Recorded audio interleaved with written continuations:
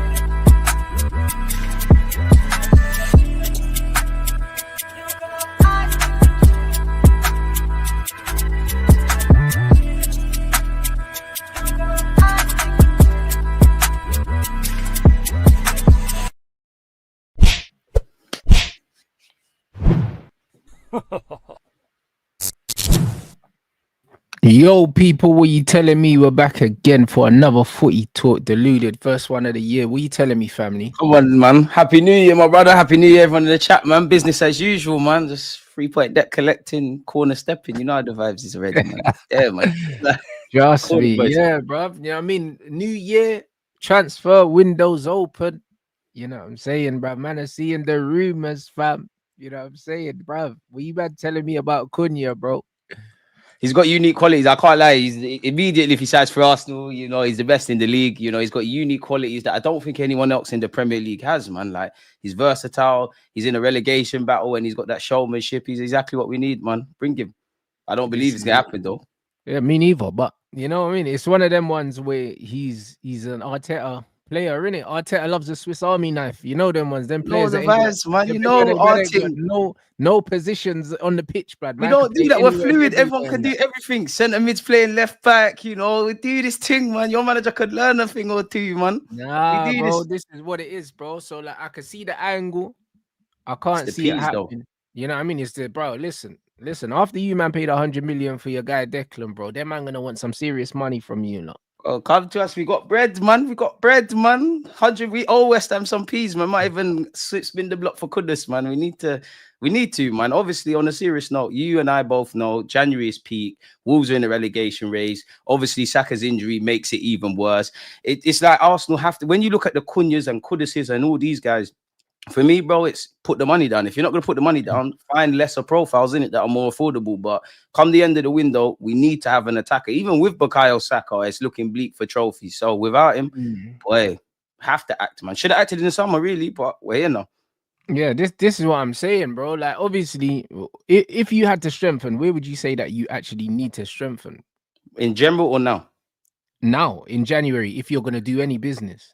Now it has to be somebody that can play on the right hand side, a versatile winger kind of thing, innit? With Saka's injury, you have to act there, man. Like we needed that. Even with everybody fit and we disregard injuries, you needed someone that could compete or deputize for him. I know Ethan's done well and stepped up. We've got a couple other options, but that has to be the priority in January. Like obviously, prior to that, probably would have hoped for a striker. Whether you can get that or not's another thing. Would have loved that 8. That's a very different midfielder, but it has to be inside forward, bro. Like there's no other way around it. It has to be that. Has to. But what kind of 8? Because what is Moreno then, and what is Rice? Rants like that, man. You know they're not really 8s, bro. You know they're not. You know what I'm talking about. The Cesc Fabregases, the Santi Cazorlas. I know, but bro, but I'm saying if they're not that, then why is your manager buying them for that? My manager, you know what? Because they've got unique qualities. He sees them in training. He knows about their versatility and their dynamism and all those sort of things. Like I'm just a normal YouTuber, innit? So I can't understand the way Mikel Arteta understands football. But to me, I think we've got too many similar profiles in the middle of the park. Obviously, you could say Odegaard, Ethan, Lewis Skelly, but they're not going to be playing in the pivot. I just think Moreno's a bit too similar to Declan Rice. I hear you. I'm not really a fan of playing 6s as 8s and all of that. I just want someone whose strengths are in the middle and final third, bro. A midfield. You know, when you think of a midfielder and you think breaking lines and that on a consistent basis, I don't think we have that. That's what I think we're missing. Into the pivot, Brad, because this guy ain't no 10. I don't know who man's trying to fool. You know the ones. Odegaard, he ain't no 10. He's waving now. He's 8.5. He's 10. He's everything. He's waving. He's waving. 8, blood. Like this brother ain't no 10, man. He is. I haven't seen a player play that role like him. In my opinion, he's got the most difficult job, not only in this Arsenal team, but in the Premier League, my guy. Like he leads the press. He drops deep. There's very few players that can do what Odegaard does. Like I don't want to overrate him, but I haven't seen a player like this since Mesut Ozil at the Emirates, man.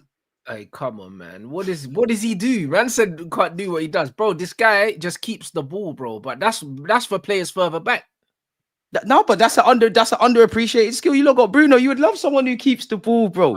I agree, but the thing is, the areas that Bruno gets into, yeah, like when Odegaard gets into them areas, bro, like he's not even he's not threatening, bro. You know what it is. You have to watch when you watch the game, you don't necessarily see Martin Odegaard. You have to watch the game without the ball. The spaces he takes up. He's a facilitator. Watching the game and that. Yeah, exactly. Facilitators are not 10s, bro.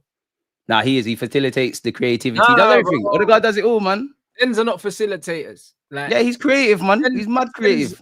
10s are the system, yeah. The 10s have to be the system. He is the system, man. That is us. He's the lighthouse, man. Bro, he's not the system. Odegaard's not Arsenal system. If you remove Martin, Odegaard is the most important player in Mikel Arteta's system. Brother, you don't create with or without him. That's on Mikel Arteta. We do create. You see us from open play. The system is Bukayo Saka, really. If we're like, nah. It's Odegaard, bro. Odegaard leads the press. He pulls out to the right hand side. He drops and receives it off the centre backs. I agree with you in that. In general, yeah, I think I would like to see Odegaard playing that pivot because I think you would lose that kind of partnership with Bukayo Saka, but I think the team would benefit from that. This is why I think we need an 8, bro. Because when we had Granit Xhaka, Partey, and Martin Odegaard, what was it?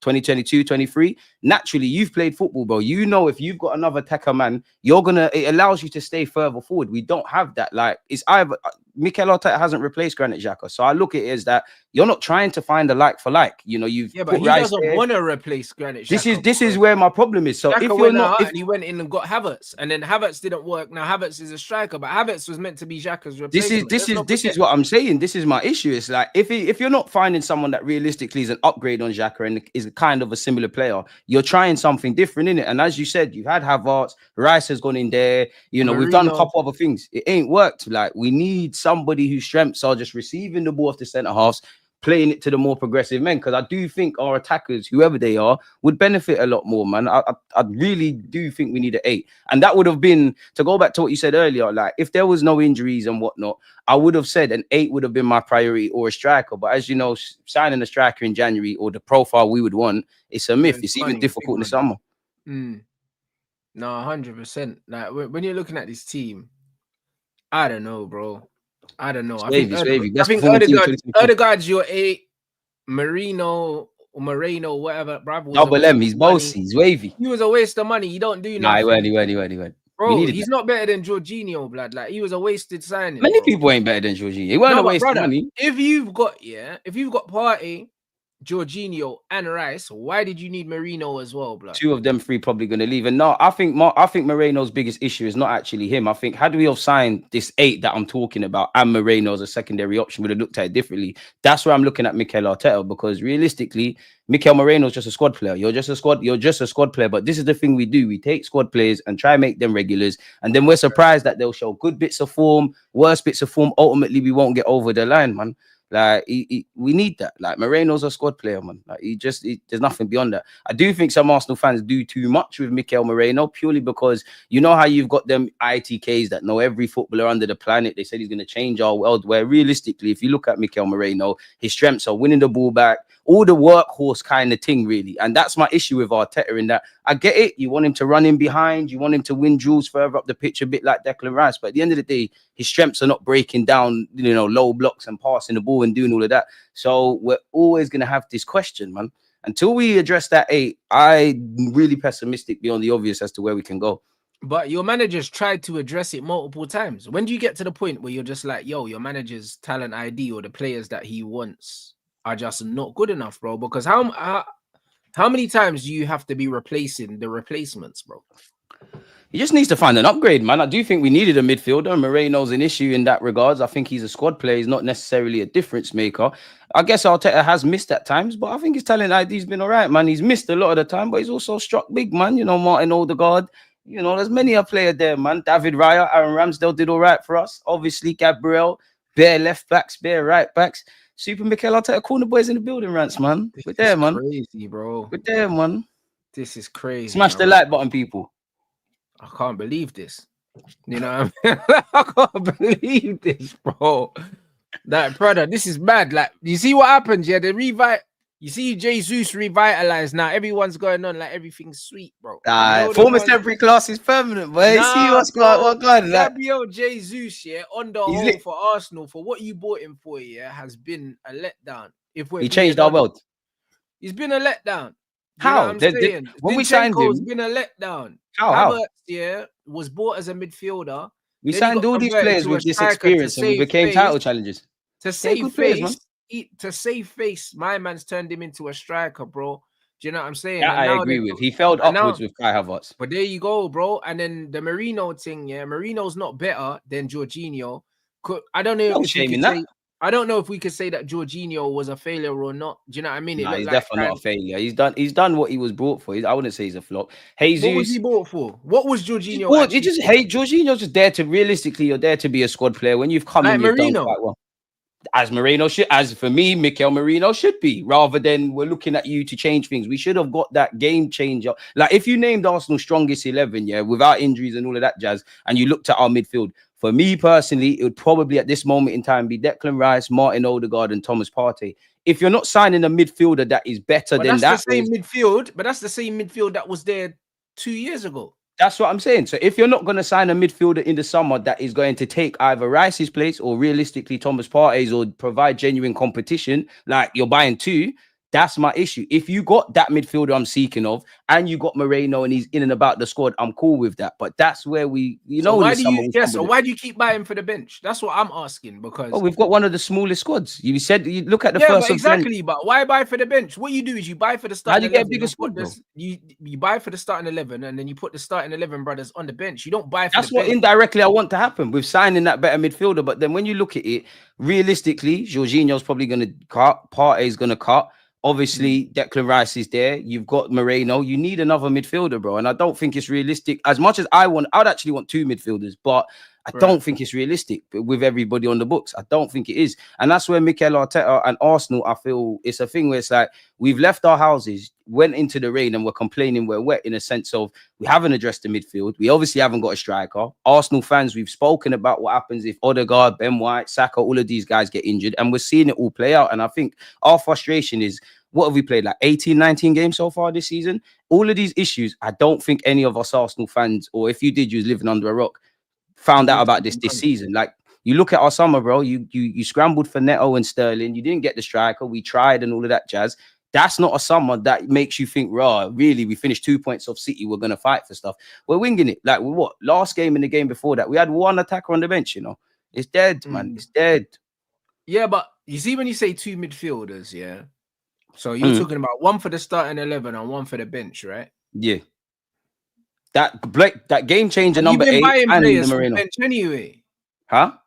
But you've been buying players for the bench anyway. This is what I don't understand. Like, when you look at this Arsenal team, if I look at this Arsenal team right now, objectively, you need a left winger, because Martinelli's not good enough. Nah, he's cold. He's back. He's cold. He's not good enough. You need a left winger. winger. He's cold. Brazil, you need a left winger. You need a striker, because Havertz ain't good enough. Do you know what I mean? Unless Jesus wants to play left wing, but then he can't stay fit anyway, so you can't rely on him. Nah, he's back. He's back. He's back. My Brazilian boys were back, man. You need a left winger. You need a striker. You need a midfielder. Those are the three that you need in the starting 11. Unpopular opinion, another defender wouldn't go amiss. That's just me as well. personally. But I'm talking about in terms of going. Yeah, into no. now. Evidently, those three, those three into the starting 11. You're right. I don't support your team, and I know this, but Arteta don't know that. Arteta knows this, man. I know he's looking at a Swiss Army knife like Cunha. Cunha's not one of those positions. He's not a left winger. You got to be able to play multiple positions in today's day and age, man. You got to be versatile, man. Different horses for different courses, man. You know, there's, as Arteta said, there's starters and there's finishers or impactors. They're not going to win you nothing. Them jack of all trades, bro. What is winning? This Rants, we always go through this. What is winning? What is winning, bro? No, bro, seriously, what is winning? What is winning? Because I'm seeing someone like Gabriel Jesus that's been stinking up the place for over a year, hasn't let his head drop, has turned his form around. For me, that's winning. Winning is going to sleep, waking up, no matter how bad your situation is, and having the desire to be better than you was yesterday, man. This is mental. You know what I mean? This is mental.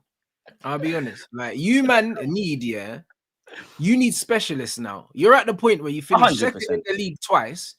I don't look at the league table. That's news to me. You need players that you know what you're going to get from them when you put them where you put them. You can't sign a player like Cunha, and then try a thing up front. You don't know how it's going to go. No, that's not Rants. If I see him play up front, I'm not on that.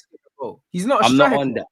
I'm not on the Cunha up front thing, man. Like, that's where I agree with you in that. Don't get twisted. I'm having Cunha. He's probably better than everyone, Barbie up Bukayo Saka. He's obviously can play in a number of positions, Premier League proven, all of that jazz. But I agree with you in that, bro, are you a specialist? Because realistically, if we name everyone, you're probably going to play on the left-hand side. We can do a thing with you up front here and there, but that's where I agree in that. I hear it. In the modern day, you have to be able to play in a couple of roles. And there's very few players at Arsenal that play only one position. But we do need that specialist number 8. We do need that striker. And we do need that winger. I agree with you. We need players that just answer the questions, man. That's what we don't have. This is the problem. You keep bringing in man. And if anything, they're throwing up more questions. Because that's what this is what I said last live stream, bro. I said, this is what I said last live stream, Rants, man. I said, if we want to keep doing this, be competing, quote unquote, and being about, then yeah, you've got enough. But if you want to get over the line, which is, even if you do all of this, it's easier said than done. This is now, you need to know who's getting X amount of goals. If this one's injured, who's doing that? Who's even offering us 50% on that left-hand side of what Saka is doing? Because realistically, you can see all the holes in the squad. And it's a madness how, on the face of it, I'm not optimistic about us winning trophies, but realistically, you're still in with a chance of competing. And that's what I mean about this club. It's a mixed bag. There's always enough to get excited about, and then there's always enough to kind of mentally check out. Personally, as I said to you in the summer, when I see the summer that we had, it's a myth, because you need a lot of variables to fall into place now. It's tired, man. 100%. That man saying Cunha would do a job on the left, brother. Like, Arsenal aren't at the stage where they need man to do jobs, bro. They need man to mash work, bro, because they finished twice second and ain't won a trophy for 5 years. So man can't be doing jobs now, bro. Like, it's time to put up or shut up. Nah, bro, it's time to put up or shut up, bro. For Arteta. This is what You it say really that is. though, and I agree with you, and I think that's the rhetoric of the fans. But internally at the club, they finished second. They had a shoddy window. He got a new deal. They're just happy to be in the champs, bro.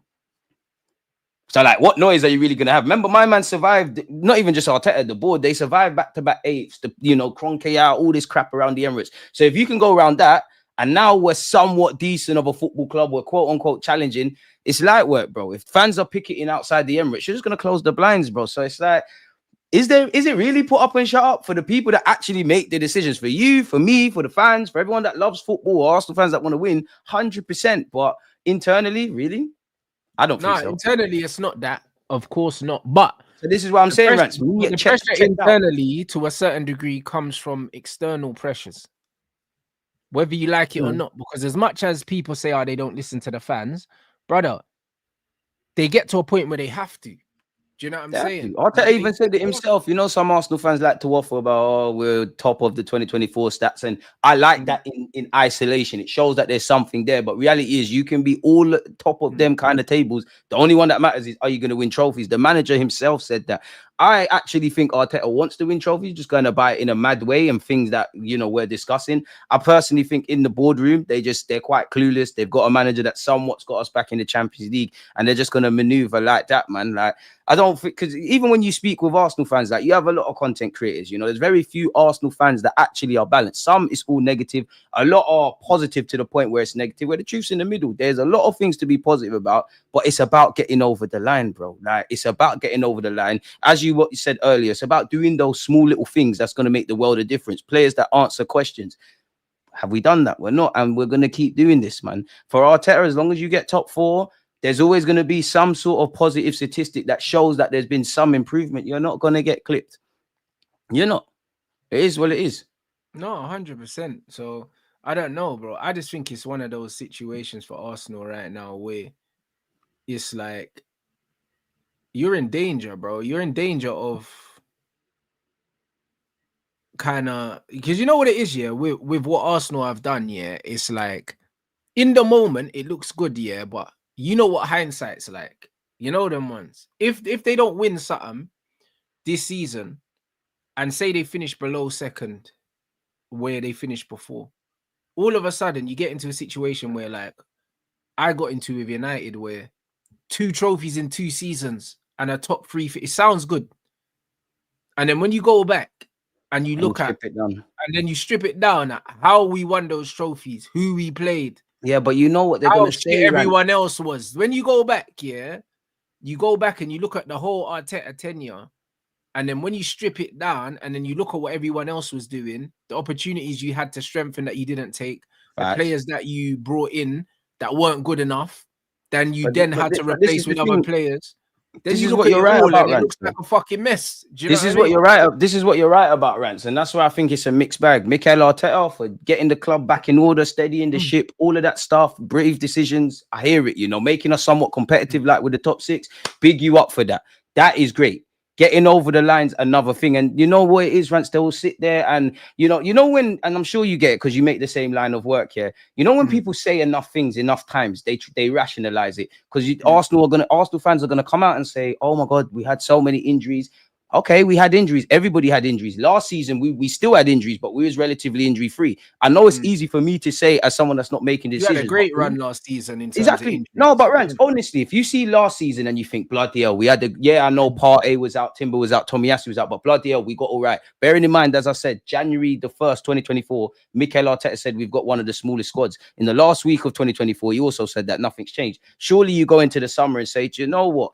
There's an element of us making things harder for ourselves. If Saka gets injured, if Odegaard gets injured, if we, this, that, and the third, these things need to be addressed. I genuinely think the club sat there and said, we don't really need a striker. We'll try, but we don't need one because Kai Havertz done his thing for the half of the season. These are the questions that need to be answered. And this is the naivety. This is what I mean by we're standing in the rain and complaining we're getting wet. These are the issues. So for me, Mikel Arteta, big up yourself for the rebuild. But the last 3 years, really, I would say 2, because the first title challenge wasn't expected. These last 2 years, and including this year, if my maths is off, the gloves are off. It's just about getting over the line now. I appreciate what you've done, but it's over the line because you say it yourself. You come out and said, All them statistics are nice. We haven't won. We all saw for Arsenal fans what the comments were after Everton. We hear what the players say. And reality is we can forget all of that. All we want to do is win trophies. Every fan, you're a United fan, I'm an Arsenal fan. Everyone just wants to win trophies. That's all that's remembered. I do think the younger fans get a bit too excited and, you know, just want to be part of the journey. It's about trophies because none of these players, the manager, myself, 10, 20 years from now, I don't know about anyone else, but I'm not going to sit there and go, oh my God, you know, what a race that was in 2023, 24. It's silliness. Like when you sit here and say, oh, there's no players that can improve us. We tried. It sounds good and whatnot, but it doesn't make sense. And I say it all the time. I'm not saying Arsenal. Yeah, bro. I'm not saying Arsenal should buy players for the sake of it, bro. But are we Real Madrid? Are we a prime city? Because then if we was them teams and you say, oh, raw, they got David Silva, they got this, that, and the other. Yeah, we can't improve on these players. Cool. Exactly. I hear that. That was City's make no argument sense to before. me, bro. That was City's argument for not buying. They were like, we're going to buy, but only if it's the right person. It's like, there's so much to improve in this Arsenal squad. Like, even look at these players: Willock, Smith Rowe, Nelson, and Xhaka. Yeah, the players that you brought in on your bench. Yeah, brother, you're not looking at Arsenal bench and saying you've got better players than these men on your bench. Or better defenders, but the vast majority of those are attacking players. We don't have better collective. You don't have better options. attackers. You don't this have is where better Arteta shot himself in the foot, man. Well, do you know what? Yeah. To be fair, Trossard's better than all of them attackers, if I'm honest. But, yeah, but the thing is, he's one player, and Trossard's only better on paper, bro. Like it's that last name, bro. It's the last name that is the one that hasn't been thingied. It's that last name, Granite. And it's not just his footballing ability. You lost his leadership qualities as well. So you lost multiple things, yeah, in that player, bro. So it's one of them things where there's a real danger of man looking back in hindsight and saying, well, actually, this has been a bit of a mess. The last 2-3 years. But this is why I believe you need the trophy, just to kind of draw the line under that chat. Do you know what I'm saying? Because you just signed a new deal.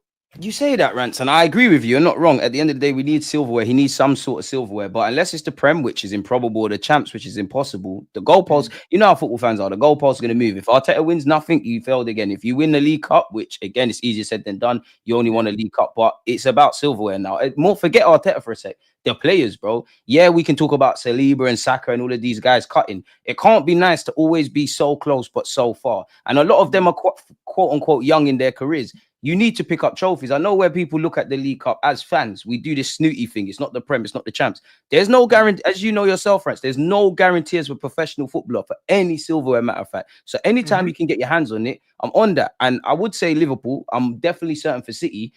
How many times were they picking up League Cups in addition to all the other things they were doing? You know, you can never. Who doesn't want a day out at Wembley? Who doesn't want to win silverware? It creates that mentality. It's something to buy into. 100%. A lot of these winning is a habit. It's a culture. Exactly.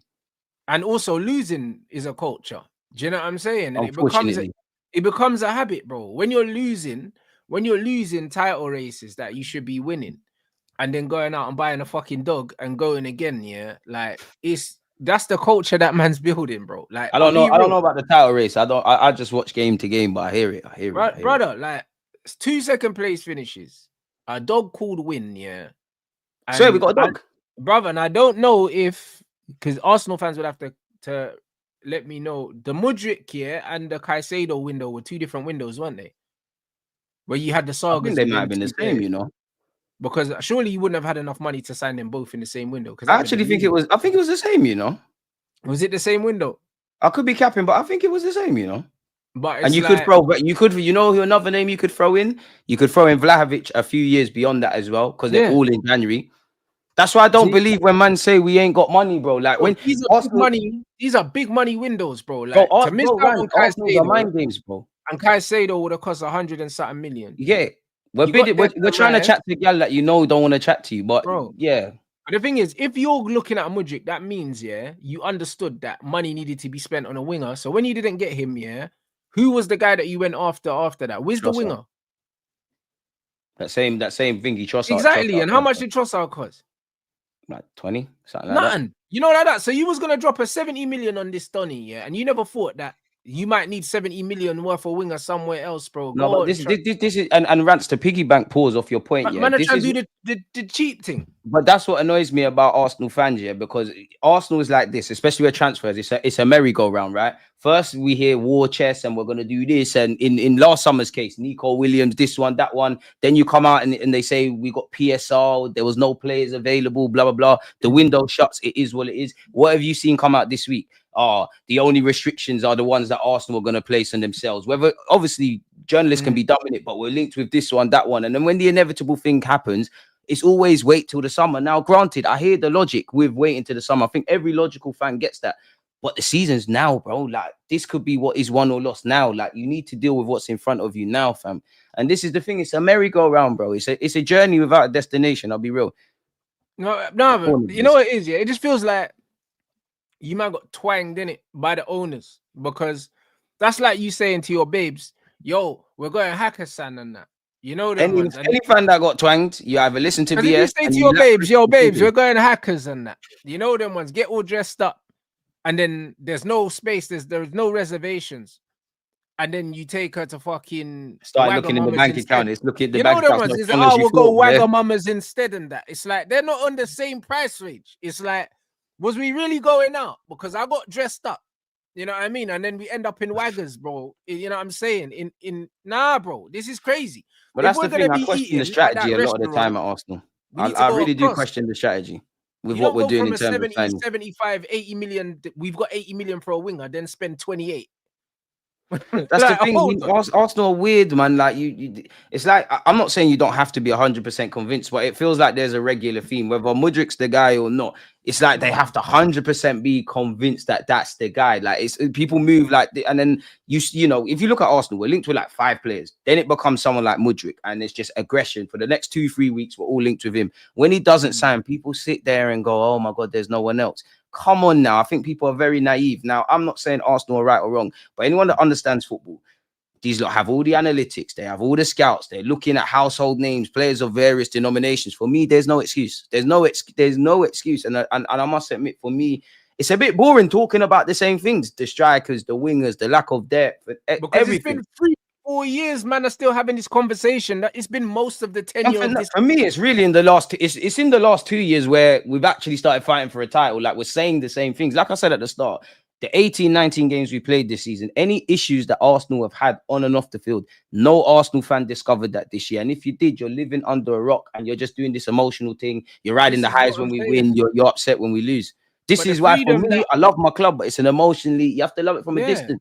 The freedom that Arteta has had, yeah, and the control that he's had to the point where Edu's left, yeah, brother, you man have been having the same conversations pretty much most of his tenure, bro. Most of his tenure, bro. When you deep it, like, the midfield still hasn't been addressed. The left wing hasn't been addressed because Martinelli was there under fucking Emery. So the left wing hasn't been addressed really. Do you know what I mean? You brought in a brother from Brighton, and he was never meant to be well spent, man. No, but he was never meant to be a starter for you, and he hasn't really been a starter for you since you brought him in. So you brought him in just to impact, or as Arteta says. Yeah. So you didn't bring him in to displace Martinelli. So the left wing hadn't been sorted. The striking situation hadn't been sorted because Havertz was brought in as a midfielder. Do you see what I'm saying? So you haven't dealt with. And fans tried to kill me for Gabriel Jesus. I love Gabriel Jesus, but fans tried to kill me because I said it's a mighty one. It's a mighty Ducks thing. 2 for Gabriel Jesus.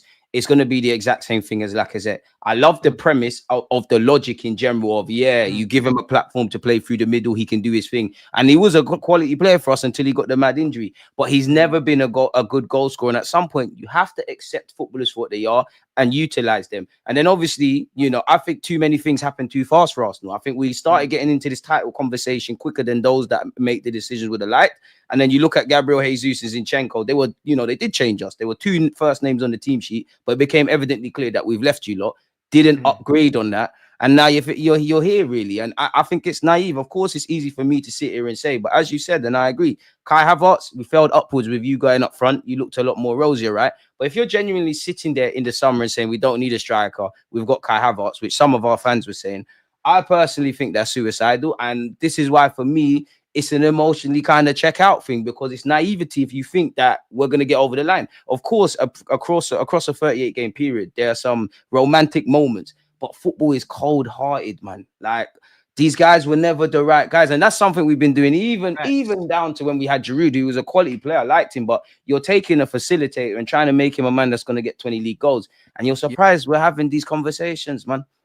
But it's boring. Like, thing here, 45 million and 265 bags for a guy that's never really been a goal scorer is horrible business. If you're being completely honest, and there's no way of dressing 45 million. Come on. It's 45 million in this day and age.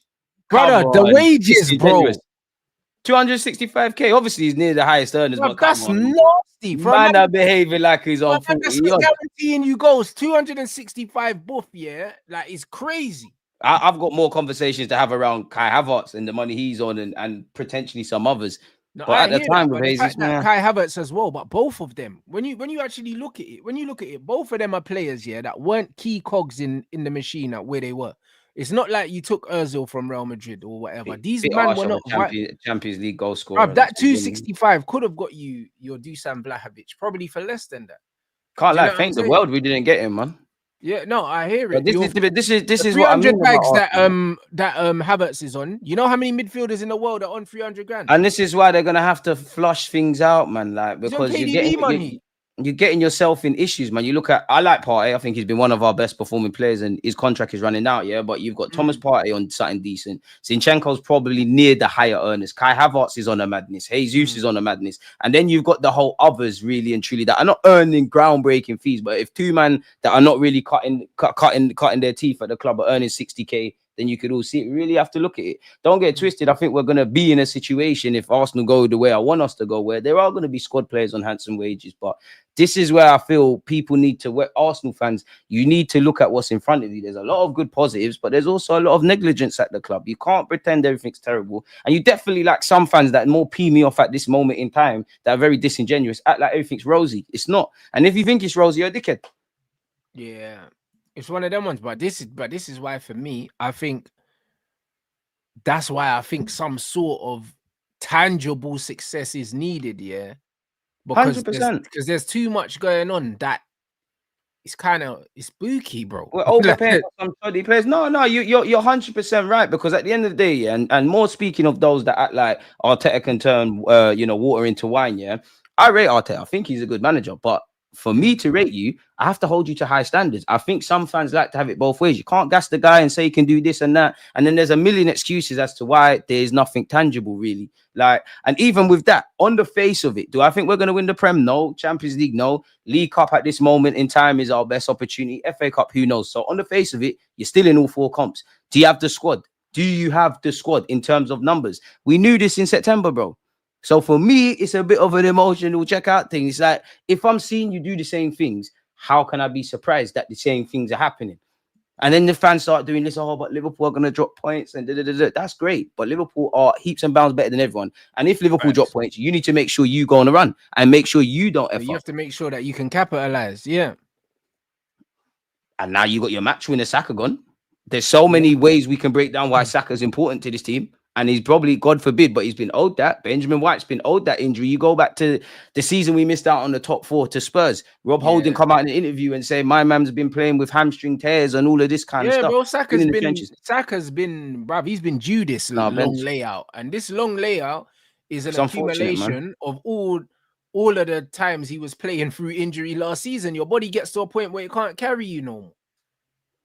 So I don't think we're seeing Saka this season, and I don't necessarily. I mean, I want to, but I only want you to come back when you're good, man. There's no point rushing man back. But again, these are things that were said in the summer. I hear it, bro. Do you know what I mean? And it's just one of them ones. Like, I know, from experience at my club where there was so much shit going on, but because we were winning trophies, man, them were just overlooking it, bro. Man, them were overlooking emotional rants, bro. You know this. But this is the thing, though. So man was saying, oh yeah, but every excuse was, yeah, but 2 trophies in 2 years, bro. That's what them man were doing. Like, and it's only when you got rubbed out, these same fans want to listen to what you're saying about the whole breakdown, because you have to remove emotion, bro. Football's an emotional sport, because people don't care about that. But this is it. So them man want the toxic positivity thing where it's like, yeah, we only focus on the positives, but life ain't really like that. Dead. Life is not like that. If you live in your bubble, when it bursts, Boy. It's crazy, bro. Do you know what I'm saying? So it's like all the problems that we're seeing right now at United, they've been there for the last 2 seasons. They've been there for longer than that, bro. Like, And even though United's a mess and you lot are 14th, I bet you there's probably some fans that you've come across that are still somewhat trying to paint certain positives and that.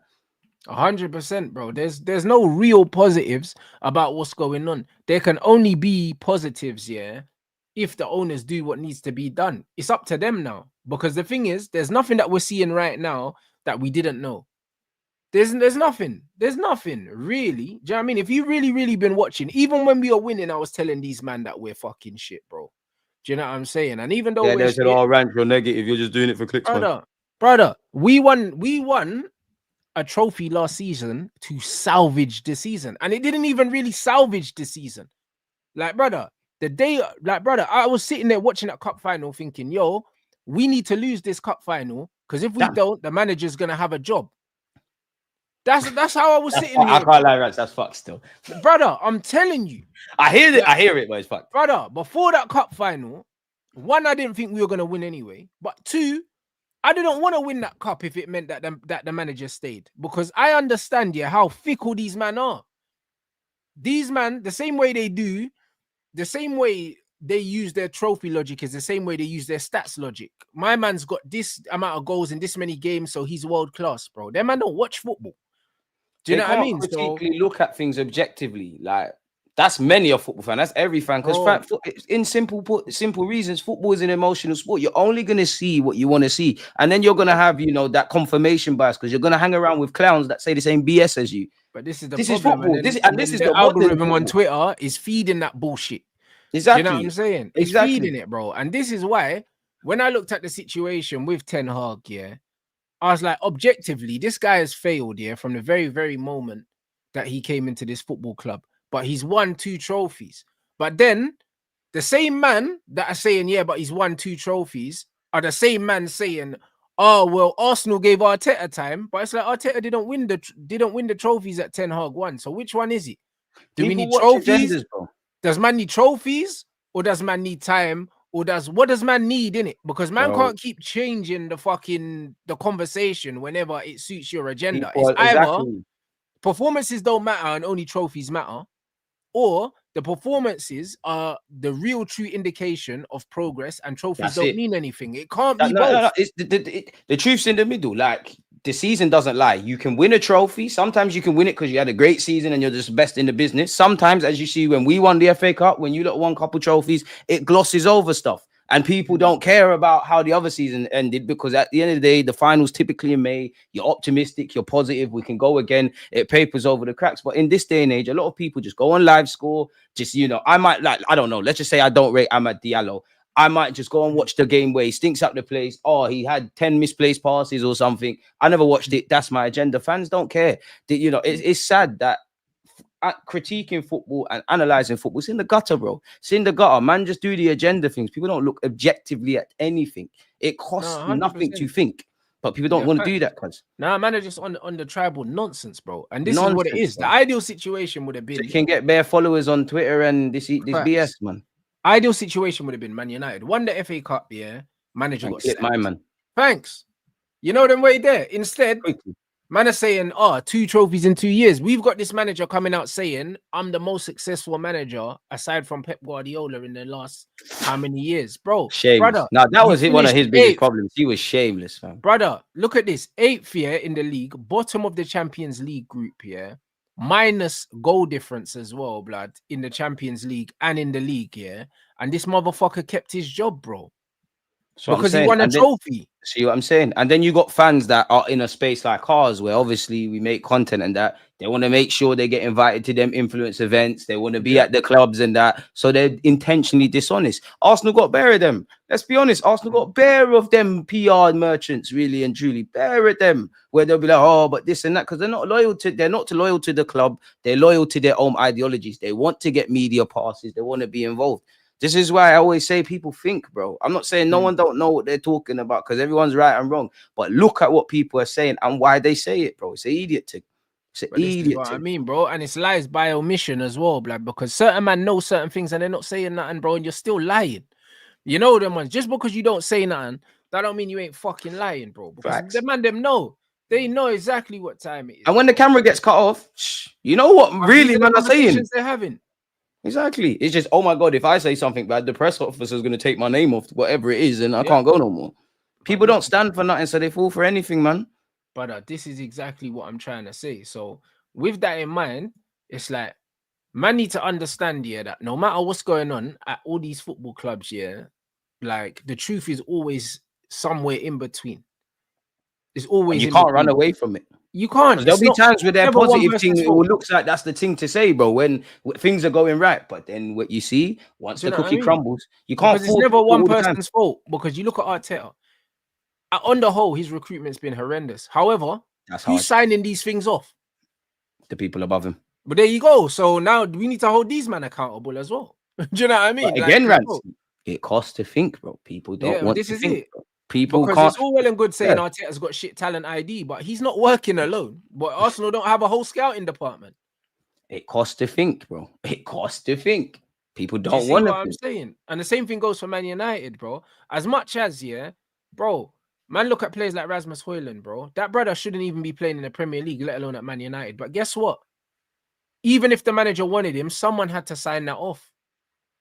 Someone had to say, 72 million, no problem. Someone had to sign it off because he doesn't end up here without it, bro. Because listen, you can want whatever the fuck you want, bro. You could want a Lamborghini. Someone in the dealership's got to sign that off, bro. Have you got the money? Do you know what I'm saying? Like, why do you want to sign it off? You've got to fight his cases as well. It's like, do you know what? As you said that, it made me think of when Arsenal had Ruthlessness, purely because multiple people had to sign him off. Goalkeeping coach, Mikel Arteta, Edu, and nobody. As you know, scouting it's gone past the days of Wenger and Ferguson where that man might just see a one player and say, bring him. You've got to sign it off. There's other coaches that got to get involved. Everybody saw this player and thought, really? And especially Arsenal, my club, we talk about this collaboration thing. So for me, I said it on your stream before, whether it's Arteta, whether it's the Cronkies or whatever, I'm going to say it again, if you're at your grandma's house and you're having a good time with your cousins when you're younger, someone breaks something, granny and granddad, they're not asking who broke it. Everyone's holding it. Everyone's getting broke up. You shouldn't have been in the room. Should have kept your ass downstairs with them. Should have been peeling potatoes. If not, beats. But people have to think for this, bro. But this is what I'm trying to say, bro. So when I look at these things now, there's so many people that are to blame. And obviously, as a football fan, it's very easy, to turn around and just say, oh, yeah, it's the players, bro. But bro, how did they get there? These players are not picking themselves. They never put a gun to no one's head. That's what I mean with Kai Havertz. Like for Kai, I didn't want your signing. I still maintain the 65 million could have been better. I don't think you're a difference maker, but if I'm real, I do think to a degree you're one of the first names on the team sheet. I do think you've shown me a lot more consistency than some. I do think you've done as good as you can up front. Now my issue is not with you. It's why are you in the it can't be with Kai. You get it? Issue can't be with Kai because he's not. You didn't sign yourself, cuz. He didn't sign himself. He wasn't even signed as a striker. So he's already adapting and doing a role for the team that the manager's asking him to do. All the responsibility. Everyone that's here is because the gaffer wants him, whether he signed them or not. Because that was something we said years ago. It's not his squad for signing him, and the brother who decided he was worth 300 and something a week and signed that off. That's on their head top. This is what I'm talking about. Like, and this fans don't see this because fans are too romantic, man. We all love an underdog story, but football is like life. There's some romantic moments in life, but for a large part of your life, it's cold, it's heartless, and it's just results driven. Until certain clubs, mine and yours, understand that, or the people that are involved, we're not being where we want to be, and we're having these conversations. Facts, and that's why this January window is going to tell me a lot about the new hierarchy at my club, because at least you got some optimism for the January window. No, I do, because it's one of them ones where you know what it is. You know, sometimes in life you're at a point where you just have to, bro. You know the ones like I feel like these men I'm with you with that, but when they have to, bro, they don't have a choice, even if they didn't want to.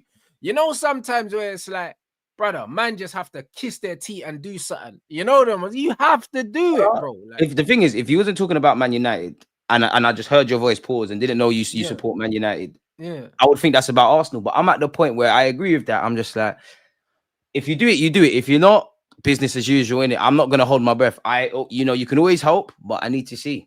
because that will tell me everything. And and again, I know Saka's injury is obviously a lot more dramatic than not getting people in the summer, but generally for me, if you can have that summer that you've had, you could easily not sign anyone in Jan. We've done that before. When we missed out on, it's very different, but when we missed out to Spurs on top 4, they signed, I think, Kulusevski and Bentancur. We didn't sign no one because you couldn't get Vlahovic. Yeah. I've seen a lot of rain, and it's somewhat rainy and sunny now. For me, if I'm them, the fans be alright. You know what it is with Arsenal, yeah? The reason why I think you're not gonna do nothing is because you're doing all right. This is what I'm saying. Because man are gonna say when this guy comes back from injury and that, and that's it. You had the 2 8th place finishes. You're nowhere near 8th right now. So your owners are looking at it like, yo, we've been through worse than this. And you get me. So this ain't a panic stations for Arsenal, bro. For us, though, brother, this is the lowest. This is the lowest in the league that I've seen my team in a long time. Even though, like, I don't pay too much. I don't pay too much mind to that because the gap between that and what is very small. But the point is, yeah, the optics are not good. Do you know what I'm saying? The optics are not good. Man, you know, it should never be 14th, man. They should never be 14th anyway. But the optics are awful. But no one's too good to do that. I remember I think when Jose left Chelsea, they were like 17th or something. So, yeah. You know no one's anyone too good can to get collapsed, bro.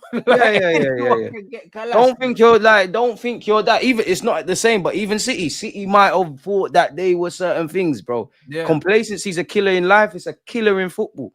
Facts. And again, Man United you don't get to be in 14th overnight. Arsenal don't get to 8th overnight. Of course, City are not where Arsenal and United were in those moments, but you don't drop off overnight. That's not just down to a bad season. That's been years of papering over cracks, not really doing anything, or not building on complacency, loads of years of taking a piss. Exactly. And that's exactly what it is. So when I'm looking at this United situation, I feel like the owners are in a situation now where man have to kiss their teeth and spend the money, yeah, and find a way, because, bro, we're doing badly. If we wasn't doing badly, I wouldn't expect them to do anything. Do you know what I mean? Because these owners are happy to coast. We can't coast, blood, because our trajectory is downwards. So we can't coast. Do you know what I mean? And you're doing my man dirty as well. He's just walked into the club, like, done him dirty. The only thing I've seen Amarin do wrong, and he might have been injured, the only mistake I've ever seen Amarin do is who did you lot play where Moreno came off the bench? I think he personally should have started. Other than that, it's peak for you're not helping the guy, bro. Like, you're not. You've got players that are not good enough. You've got players that have bad habits. You've got so many holes in the squad, and like more than anything, for a manager that's just walked in, normally, and I think many Man United fans, their beef's not with Amarin, of course, but it's now a time to get some sort of togetherness. You're not gonna get that. But that's what we have said. A lot of these men are beefing the new owners, but the reality is, the problem started nearly 20 years ago. But me and you have said this before, Rants. Really and truly, bar a couple of owners at football clubs, generally, the owners don't care as much about football as much as the fans, bro. United's owners don't care as much as the fans. Arsenal's owners don't. Spurs defo don't. The only exceptions would probably have been an Abramovich. You could potentially say their new owner, a couple of other clubs. FFG defo don't care. Like, they're lucky Arsenal and Liverpool are doing their thing. But even that, look at the 3 best players' contracts running up. Title winning season potentially, and look what's going on with Trent. But this is what I was saying, about Liverpool, Liverpool fans, them man only talk about the owners when they're not playing well, innit? And that's normal. Do you know what I'm saying? But the reality is, this Trent situation didn't happen overnight. Do you know what I mean? Only brought a man a half-fit Chiesa, new manager, But that's what I'm saying. But they're getting away with it now. But the thing is, if shit goes sideways and they don't do nothing in the summer and they go from winning a league title to finishing 4th or something like that, these men will be out voicing their concerns again. Do you know what I'm saying? And this is why constant pressure needs to be applied to these owners, because they're gonna do what they can get away with, bro. Like, this is just, but these men not even in the country, cuz these men not even in the country, bro. No, I hear it. Unless fans had stopped going to games, and that kind of what led to Emery, bro. Them FSG dons are in LA, Kroenke somewhere else. To be fair, you lot got new owners with Radcliffe. He could be in Monaco. But our owners are at games. That's the one thing I'll say, innit? Like, you know what I'm saying? My guys are there, man. I see Jim at the games. Do you know what I'm saying? I see Brailsford at the games. I see Wilcox at the game. Barada's at the game. Like, bro, these men are actually they're there a lot more than the Glazers were there. Do you know what I'm saying? Them man are active. We have a physical presence here at football matches. More than anything, Now. these men are businessmen, bro. You know this. Like, Yeah, 100%. we But love you know what football. it Them is man with don't love Jim? football. The reason why I think Jim is gonna do stuff as well is because Jim's kind of like, he's kind of like a public figure in a sense where he cares about his reputation. He cares about his PR, bro. Like he's always doing interviews and stuff like that. Like he cares, innit, about, even if he don't care about the club, even though he will care about the club because it's a business, he cares about his own reputation. You know, like that. He cares about his own reputation. So because of that, he knows that he's the face of this project. Man are gonna have microphones up to asking him questions, and he's got And to be answer fair, United fans were gassing INEOS. You were quite hopeful. It's changed a bit, so you're piggy banking off that. Bro, I still trust them, yeah, from a logical standpoint, for the simple fact that they've shown a level of ruthlessness that you need to be successful, bro. The truth is, yeah, if Arsenal sacked Arteta, yeah, when he deserved to be sacked, you probably would have won a title by now. Oh, I don't know. You probably would have. You probably would have, because you've spent 800 million. Yeah, it's not like you didn't I would say money. the time to sack him, if it was going to be that, would have been in this 2-year period where he's patterned up everything you need to pattern up. It's just about getting bro. over But the I'm line. saying, brother, if you sacked him, yeah, I'm telling you, with how shit the league has been, yeah, the last couple of seasons where you finished second, yeah, last year you should have won it. Bruv, and the year before you should have won it too. Like let's be, you should have, bro. The reason why you didn't win it, yeah, is because he wasn't good enough to get you over the line, not because you weren't good enough. Even no, you are right, because you had to dash in Rob Holding, innit? Yeah, but bro, I'll give the club. I'll actually be quite nice and cut the club some slack. Last season for me, that's when I was like, well, come on now, because even that last season we still had all of these question marks and we were 2 points off. So for me, again, Rants, like what I said earlier, now we can start to paint a bit of a clock logically. And I know it's easy for me to sit here and say in the summer, you're like, raw, we finished 2 points off, sign, boom, boom, boom, boom, boom. We still might not have even won the title this year, but at least you could say, all right, you made a meal of it. You did your thing. It's naivety, bro. And the last 2 years have been an upward trajectory. And the wickedest thing is there's still positive stats this year. You know yourself in life, like in football, if you're on an upward trajectory for 2-3 years, or better yet 2 years, that third year, it's either crazy progression or crazy regression, or it's just that. Yeah, but this is it, bro, and this is why it is crunch time for you, man. Because it's people like, sit here and call me negative just for seeing what's in front of my eyes. If you don't do it now, it's never gonna come, because losing becomes a habit. Being a nearly team becomes a habit, bro. Like now, man are saying, "Oh, the history of Tottenham, bro." Like man are talking about Spurs, yeah, because bro, it's a thing for them, yeah, to just die. It's a thing. It's silverware. Everybody said it, bro. Like the man, and forget fans or me or you, Mikel Arteta, Josh Kroenke, whether I believe it or not. Look at that. Now they're saying a bomber. Now Salah's not signing either for Liverpool. Rise up the evidence. People could be trolling. Rise up evidence, people, man. Brother, listen, guys. We need the real thing. Yeah, man. And if it's not Ornstein or Romano, one of them, man, there, I don't know. You know what I'm saying? Man are saying raw, so bro, it might be Lidge. Yeah, but you know how the internet is, man. You know how the internet is, man. Nah, they're saying Sky News. We'll post the thing, bro. This is what I'm saying. Like, rise up some evidence, fam. But then again, Sky News, Sky's not really no shit anyway, bro. Somebody said it's fake. Idiot thing. People trolling. But bro, like the thing is, this is your time in it to run things. This is your time. Arsenal have to do something now, innit? You can't do the 93% thing. It's too late, bro. Time, my brother. Forget all of that, bro. And that's why the reason why I trust INEOS is, yeah, like, brother, you see, sacking Dan Ashworth is crazy. Like, and that's why I rate them, because they said, fuck it. I know you. Like, I probably know your wife and that and your youths, but get out. Because you're not doing what you were supposed to do. You get me? And you know how ruthless you have to be. That means this guy's obsessed with winning to the point where man's willing, yeah. Man is willing. They're saying he done an interview, you know. Who did? Salah.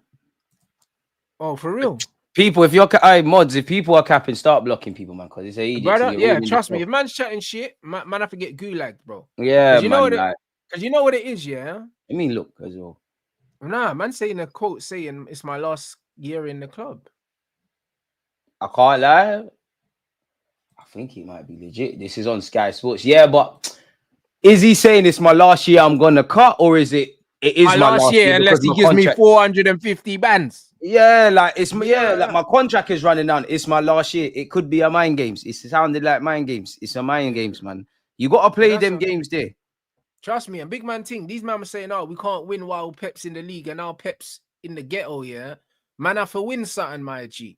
This Because is the why I'm way looking at Arteta funny, because again, if we and the whole club, let me not just stop saying Arteta, because I'm not like, we might not necessarily even be where Liverpool are, but you could have taken advantage. You had 2 great years. These last 2 years, and 3 if you include this, really, like, at least 2 of the 3 should have got a trophy. You should have got the Premier League. Like, but this is the point, and this is why a certain element of ruthlessness needs to happen. As much we're as man are ruthless in saying, the wrong ways, bro. I know, but man are saying give managers time, and yes, but you need to know when to and who to give the time. Do you The time understand? has And been you there, need bro. Forget that. and you need Forget to that. know who to give the money to. So when I'm seeing Ashworth get sacked, and if man understand the timeline, Ashworth got offered the Man United job before Barada and all these other men because he had a personal relationship with some of the guys that was involved in it. Maybe not Jim directly, but Brailsford and these men. So for you to turn around and sack a brother that you had a personal relationship with before the business, it tells me that you're about your business, innit? That's what it tells me, because there's no room for sentiment. I'm just here to win. You get me? So if they can sack my man, it tells me that these men are willing to do whatever they need to do. These men are out here making people redundant, cutting off Nah, I this, can't no let them. Christmas. Some of the things INEOS are doing, they're fucked. No, but that's how I know they're cold for it, bro. Because Big you up know Bruno. why? He tried to pay for the final. Yeah, and then man that, said, "Nah, hold your money, bro." Like, no, because you know why I rate it. Yeah, you know why I rate what they're doing, because it shows me that they don't care about PR. They don't care about how it looks, bro. They're here to do a job. Do you get it? Like, they don't care if the fans are upset. They don't care how it looks. They don't care about the optics. They're only here to be successful, bro. And they're going to do whatever it takes, bro. And that's the kind of mentality you need to do, bro. Like, when you're in a fight here with someone, brother, it's about who's willing to go where. Who's ready to go madder than mad? That's it. Like, it's not about who's the better fighter. It's I'm willing to go places you're not willing to go, my brother. You get it? And this is what it is, bro. It's a mental thing. And if my man's saying I'll sack my own brethren, do you know what I mean? I'll sack my brethren and I'll still go to his house at Christmas. You know, like no that. hard Like, feelings, mate. Come on, kid. that's Like, it. You know, it's just business, mate. Do you know what I mean? It's just business, mate. Do you know what I mean? That's it.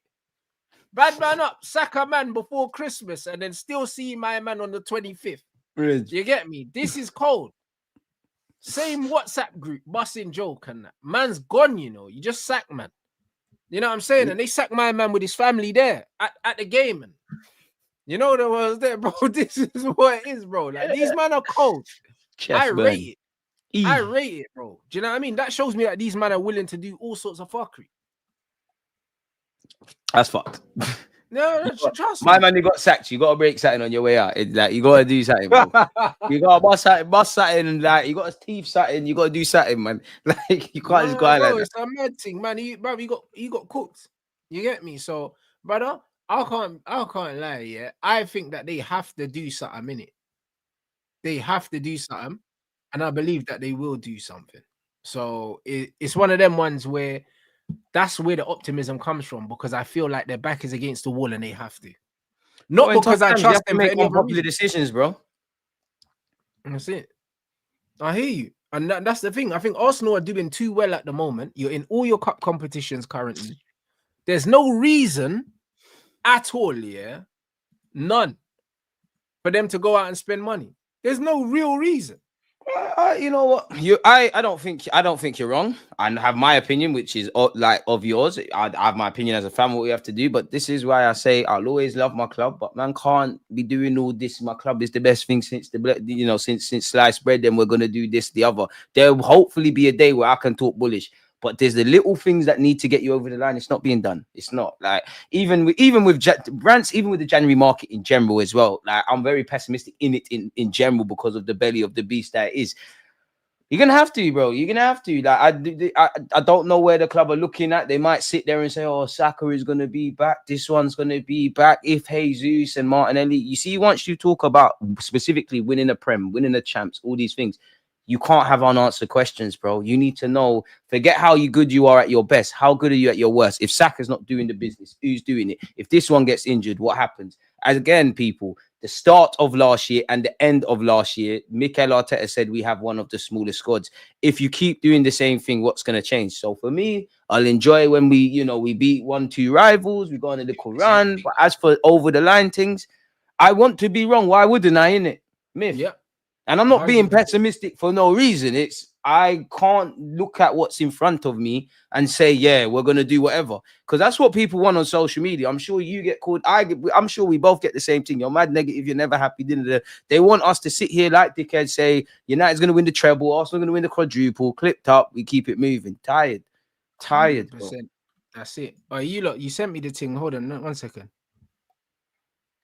Every pre-season or in the summer before pre-season, you will go on holiday by yourself and you'll do a list of everything you want to achieve that season. Firstly, is that right? Yeah, every time I have a time off, I always go with the family. I see my parents first, then I go with my family. Then I have 1-2 days alone completely just to write the target for next season. And that's happening every holiday. So what was on the list this year? The first thing was on the list to win the Premier League was Liverpool. I usually, if you see my interviews last 7-8 years, I always say Champions League. But this is the first time I would say I really want to win the Premier League with Liverpool. Okay, so why is the Premier League gone above the Champions League now then? No idea. Probably because we didn't celebrate the one we won with the club the way we wanted, and also coming back here it's my last year in the club, so you want to do something special for the city. That wasn't the thing in my head. Okay, so does that stick with you a little bit then, the fact you never quite got to celebrate? I mean, the club did everything it could. You didn't quite get to enjoy that Premier League like you might have done. Yeah, definitely. We waiting for that title for, 30 years or so. Mm. So win it, and just was the pandemic in that time, and we didn't have time to really celebrate it in the right way. So it's not the right thing to do. So hopefully we can do it this year. You said this is my last season at the club. Do you really believe that when you say it? So far, yeah, it's the last 6 months. Mind games. There is nothing, no progress there. Getting our money. We're far away from any progress. So we just need to wait and see. So how do you maintain the level you're maintaining with all that noise, with all that going on? I think the thing in my head is okay, if that's your last 6 months or last year, what you want to see it in the future? You want to look back and say, oh, I was concerned about the contract, or I was stressed, or just you want to say, okay, I had an unbelievable season. So that's in my head now. All the time, if I feel kind of distraction, just remind myself, okay, you wanna look back and say, oh, I had unbelievable season. So that's what I wanna do. Man, bro, that don't mean he's going. And he's doing it correctly, boy. That don't mean he's leaving, bro. It don't mean that for a second. You know them ones. My man said, that if he looks back, man wants to look back here and say that he had a good season and that, but he ain't definitely leaving. My man said so far. That's it. A man's talking about slow contract talks and that. Brother, listen, if they offer him what he wants, he's staying, bro. He has not said that he wants a new challenge or anything like that. No, but based on what everybody's saying, it's worked. Because look at everybody in the chat. I'm sure everyone over there, oh, Salah's leaving. The club's looking at that as to what's going to happen. Obviously, indirectly, the Trent thing's involved because you're being linked with Madrid. Every week on day that contract runs down, he's in a position. I mean, FFG, sorry, they have to ask themselves, is it worth giving him the deal?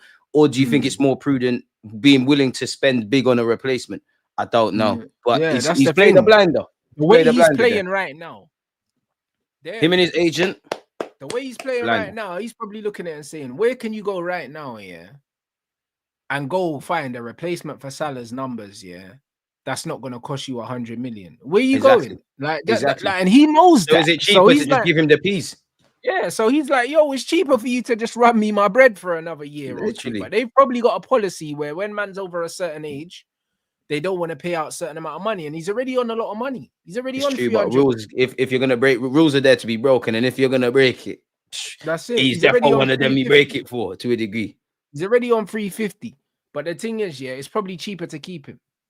Therefore, You know what I mean? And they're not gonna lose Trent and Salah surely enough. Because then you're gonna have to replace Salah, do whatever you're doing that I'm sure not even FFG, Arnslot wants to do in the next summer window anyways.